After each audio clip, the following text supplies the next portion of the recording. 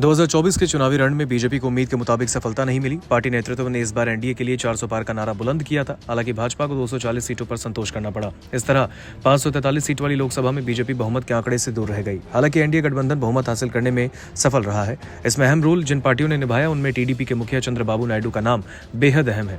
वो king maker के तौर पर उभरे, क्योंकि सत्तारूढ़ एनडीए में बीजेपी के बाद टीडीपी दूसरी सबसे बड़ी पार्टी बनकर उभरी।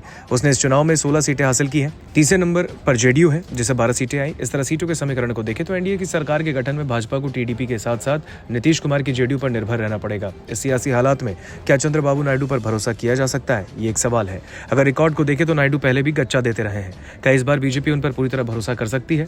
चंद्रबाबू नायडू को लेकर सियासी गलियारे में चर्चा का दौर तेज है। ऐसा कहा जा रहा है कि इंडिया अलायंस की ओर से भी उन्हें ऑफर आ रहे हैं। हालांकि टीडीपी मुखिया ने ऐलान किया, हम एनडीए में हैं और बैठक के लिए दिल्ली जा रहा हूं। चंद्रबाबू नायडू के इस ऐलान से बीजेपी ने राहत की सांस जरूर ली होगी। हालांकि सच्चाई ये भी है कि नायडू ने आंध्र प्रदेश के विशेष राज्य के दर्जे को लेकर मार्च 2018 में एनडीए से नाता तोड़ा था, लेकिन उनके इस फैसले का असर 2019 के विधानसभा और लोकसभा चुनाव में नजर आया। उन्हें दोनों ही इलेक्शन में करारी शिकस्त मिली। चंद्रबाबू नायडू ने ठीक 6 साल बाद यानी मार्च 2024 में एनडीए का दामन थामा।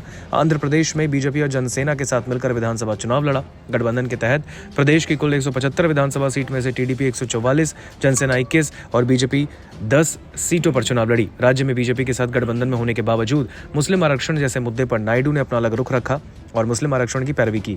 उन्होंने खुलकर कहा कि हम शुरू से ही मुसलमानों के लिए 4% आरक्षण का समर्थन करते रहे और ये जारी रहेगा। हालांकि अपने घोषणा पत्र में टीडीपी ने इस मुद्दे से दूरी बना ली। प्रदेश ही नहीं, देश की राजनीति में भी चंद्रबाबू नायडू का खासा दबदबा रहा। साल 1996 और 1998 के लोकसभा चुनाव के दौरान उन्होंने संयुक्त मोर्चा का नेतृत्व किया।